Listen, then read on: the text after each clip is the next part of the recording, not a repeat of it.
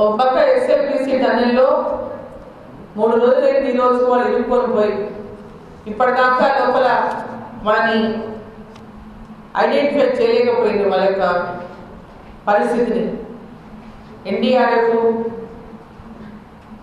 SDRF వాళ్ళు తీవ్రంగా ప్రయత్నాలు చేస్తున్నప్పటికీ కూడా ఇప్పటిదాకా వారి ఆచూకీ అని కూడా తెలుసుకోలేకపోయింది. ఓ పక్క ఒక ముఖ్యమైనటువంటి ఒక ప్రాజెక్టులో జరిగినటువంటి సంఘటన ద్వారా అదృష్టవశాత్తు 42 మంది బయటపడ్డారు, 8 మంది లోపల చిక్కుకున్నారు. వారి పరిస్థితి ఇంకా ఏందో ఇప్పటిదాకా తెలియనటువంటి పరిస్థితి ఉన్నది. మరి దాని మీద